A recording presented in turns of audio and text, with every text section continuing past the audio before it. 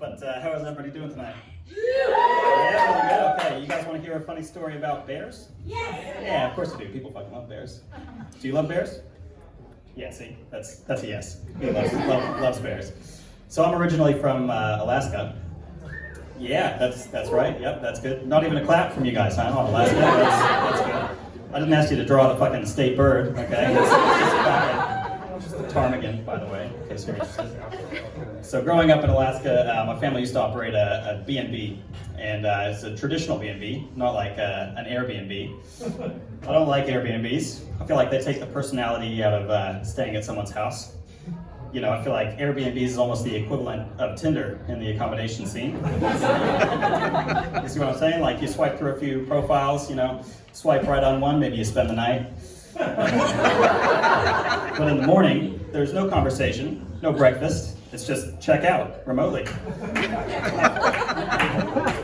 fact, I feel like the people at Airbnb are trying to change what B&B stands for. You know, it's supposed to be bed and breakfast, not bed and bankrupt small businesses. Like, it's a catastrophe for the economy, okay? Right? Yeah.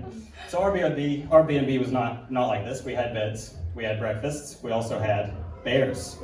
Yeah, the bears are coming in. I know you were like, where's the bears coming in? You said there was fucking bears. There's not talking about bears yet. So we had bears, not always in the house, not as pets, but if you left the door open, sometimes they would come in. One time I came home from school and found one taking a shit inside the house. Weird thing was, he was on the toilet.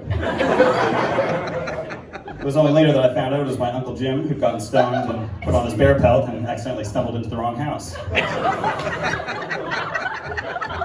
Jim was fond of these antics. He'll be back in the story later.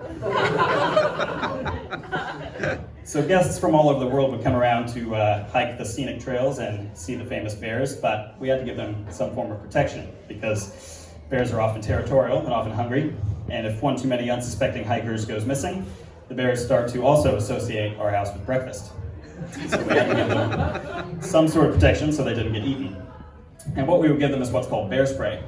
And now if you're unfamiliar with this product, it's similar to the pepper spray that police use to subdue struggling suspects, except it's powered for adult male grizzly bears and not adult male meth heads. It's reasonably powerful stuff. So on this particular occasion, we had a really obnoxious guest staying with us who happened to be Australian.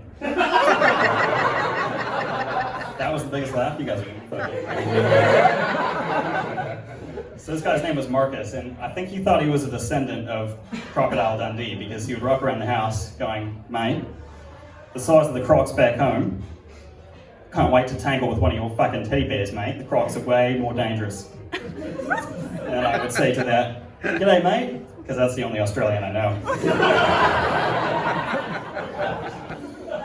So on one occasion, we loaned Marcus the pepper spray, right? And I'm coming downstairs to bring him breakfast because we do breakfast.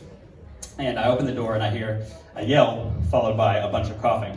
And at first I think it's Uncle Jim downstairs on his bong. But it was not. Marcus, it turns out, had been in the downstairs bathroom practicing his bear spray draw in front of the mirror, right? Probably going, that's not pepper spray, this is pepper spray. And this guy had test fired the bear spray into the bathroom sink, which is like a can of chili oil blasted at a mirror back into your face. Now, I don't know if you've had the experience of like cutting a really hot pepper and accidentally touching your eyes or genitalia.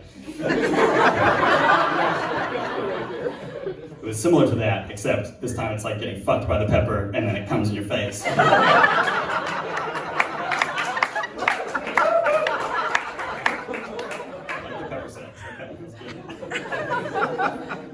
So tears streaming down his face, right? Marcus runs out of the house to get fresh air and is immediately mauled and eaten by a grizzly bear.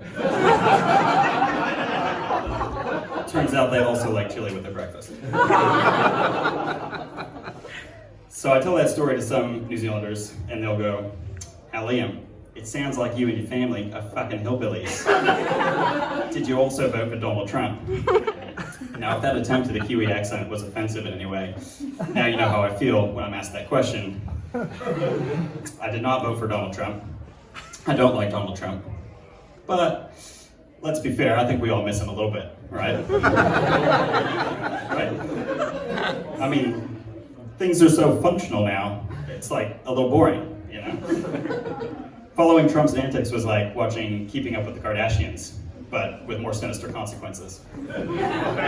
Like, he even had Kanye's ego, and Kim's fake tan, and the need to grab pussy was similar to Caitlyn's.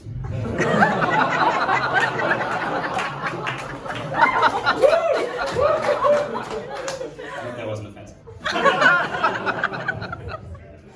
Anyway, so, right, this would be like a trailer for his show. It'd be like, tonight on Keeping Up with the Corruption. Donald tells America that injecting bleach might protect you against COVID-19. Tune in next time to see who in the White House gets sick. Spoiler alert, it was all of them. Like, it's not surprising to me that people stormed the Capitol to try to reinstate him. They're probably just like, don't cancel my fucking show! Entertaining stuff. But I think we can leave Trump there for now, because he'll be back in a few years if Uncle Jim has anything to say about it, and we can talk about it then. So the last thing I'm going to do for you tonight is some impressions, and I'm going to do an impression. I want you guys to try and guess who it is. So this is my first time doing impressions, so just bear with me. Okay, here's the first one. You ready for it? All right, ready? Donkey, what are you doing in my swamp? Turning with Shrek. That was actually Judith Collins talking to Jacinda when she got elected.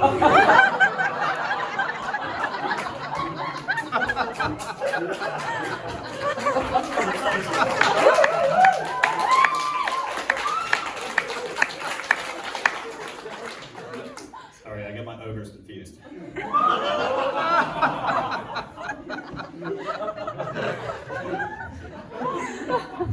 We got 2 more of these things and it's going down.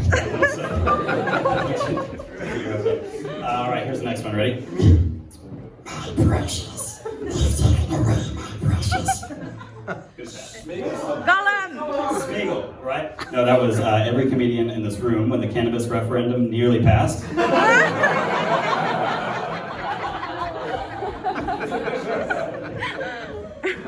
Okay, last one. I don't think you're gonna get this one, all right?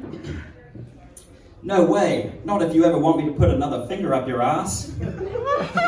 Don't know who that one is? That was my girlfriend when I asked her if I could do an impression of her.